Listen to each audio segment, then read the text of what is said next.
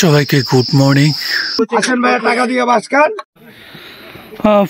অবশেষে আমাদের সেই বুকিং রিসোর্টটা পেয়ে গেছি। এটার নাম হচ্ছে ক্লাউড ক্যাসেল। আমরা আজকে এখানে থাকবো, আর স্ক্রিনে এই রিসোর্টের নাম্বারটা দিয়ে দেব। আপনারা চাইলে আসার আগে এখান থেকে আপনারা যোগাযোগ করে নিতে পারেন। একদম নিরিবিলি, একদম আপনার পাহাড়ের অনেকটাই এক সাইডে, জিনিসটা খুবই সুন্দর। আর এখান থেকে পুরা ভিউটা দেখতে পাচ্ছেন। এটা হচ্ছে আমাদের রুম। ও এখানে খাট দুইটা, তো প্রতি খাটে দুজন তিনজন করে থাকতে পারবে, তিনজন অনায়াসে থাকতে পারবে, এত বড় খাট। ফ্যানের ব্যবস্থা আছে, কারেন্ট আছে, মোবাইল চার্জিং নিয়ে কোনো সমস্যা হবে না। এইদিকে অ্যাটাচড বাথরুম।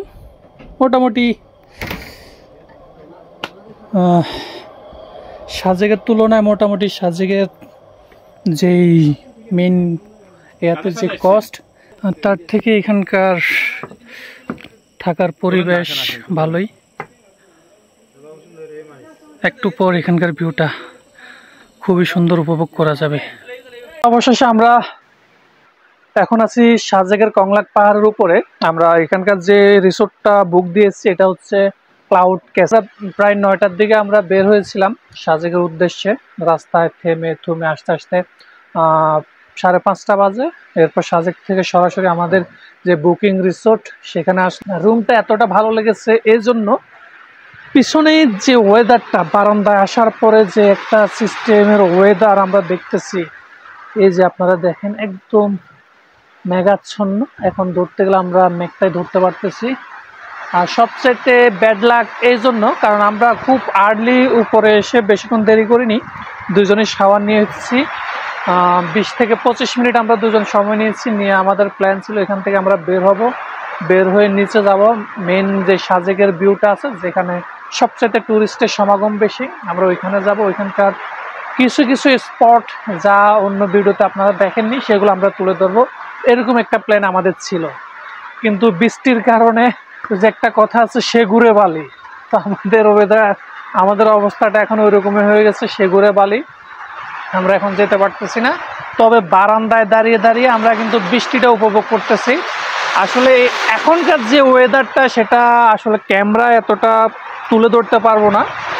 ক্যামেরা যেটা আপনি চোখে না দেখলে মজা পাবেন না, সেটা আসলে ক্যামেরায় এতটা বোঝাতে পারবো না। তারপরও ওয়েদারটা, এনভায়রনমেন্টটা সত্যি সত্যি অতুলনীয়। আপনারাও যদি সাজেক আসেন অবশ্যই কংলাক পাহাড়ের উপরে এক রাত থাকার চেষ্টা করবেন, কারণ এখানে না থাকলে আপনি এখানকার ভিউটা বুঝতে পারবেন না। আর সবচেয়ে মজার দৃশ্যটা হচ্ছে এই যে সন্ধ্যা হয়ে আসতেছে, এখন আমার গড়িতে 6:20 বাজে, সন্ধ্যে নেমে আসতেছে। সন্ধ্যার সময় এখানকার আচ্ছা আচ্ছা অন্ধকার, আর এখন তো বলতে গেলে মেঘ আমার হাতের মুঠোয়। আর সকালবেলা যখন আপনি একটু আর্লি ঘুম থেকে উঠবেন, সাজেকের মজাটাই হচ্ছে এখানে মেঘের শীতল স্পর্শটা হাত দিয়ে টাচ করা। তো সেটাও আমরা করব। সেটার জন্য যেহেতু বৃষ্টিতে অন্য কিছু দেখাতে পারতেছি না, অন্তত সকালবেলা আর্লি যে মেঘের শীতল স্পর্শ সেটা আমরা আপনাদেরকে তুলে ধরার চেষ্টা করব। এটা হচ্ছে রাতের সাজেক। রাস্তার পাশে ছাতা দিয়ে রমরমা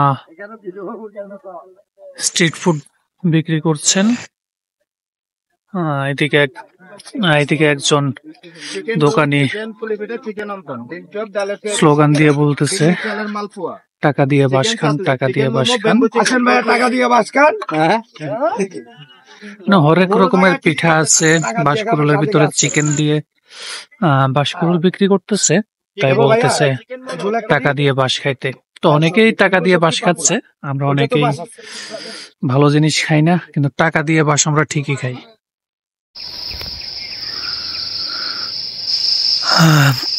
সবাইকে গুড মর্নিং বন্ধুরা। এখন সাজেকে বাজে ভোর 4:55। এই হচ্ছে সাজেকের সবচাইতে বিরল দৃশ্য। আপনারা দেখতে পাচ্ছেন এই যে সামনে পুরোটা কিন্তু আপনার গাছগাছালি, বন জঙ্গল। আর সেই বন জঙ্গলটা কিন্তু পুরোটাই মেঘে আবৃত। এই যে সাদা সাদা যা দেখতে পাচ্ছেন সবগুলা কিন্তু মেঘ। আর আকাশটা একদম লাল আবৃত। কিছুক্ষণের ভিতরে সূর্য উদয় হবে, সেই দৃশ্যটাও কিন্তু আপনাদের দেখাবো। সত্যি এই যে সিনটা দেখতে পাচ্ছেন, এটার জন্য কিন্তু মানুষ দূর দূরান্ত থেকে ছুটে আসে এই দৃশ্যটা দেখার জন্য। ওয়াও! কংলাক পাহাড়ের আরেকটা সবচেয়ে সৌন্দর্য বা ফেভারিট প্লেস হচ্ছে এই যে সবচেয়ে, এটাকে বলা হয় হাই হিল। এখানে সকালবেলার সমস্ত টুরিস্ট যে যেখানে থাকুক না কেন এখানে এসে ভিড় জমান। তার একটাই কারণ, মেঘের অপরূপ দৃশ্য প্লাস সূর্য উদয়, এই দুইটা দেখার জন্য। মূলত এখানে আপনার আসা শুরু করেন 4:30 থেকে 5:30, এই 1 ঘন্টা সূর্য উদয় এবং মেঘের পুরা সিনারিটা খুবই সুন্দর দেখা যায়। এই জন্য সবাই এখানে এই সময়টাতে খুবই ভিড় জমান। এই যে সাদা সাদা যা দেখতে পাচ্ছেন এগুলা কিন্তু পুরোটা মেঘে ঢাকা। আর সাজেকে আপনারা যারা এসেছেন তারা ভালো করে জানেন পুরো এলাকাটা কিন্তু আপনার ঘন জঙ্গলে আবৃষ্ট। আর সেই জঙ্গলকে আবার ঢেকে দিয়েছে কিন্তু এই যে মেঘগুলা।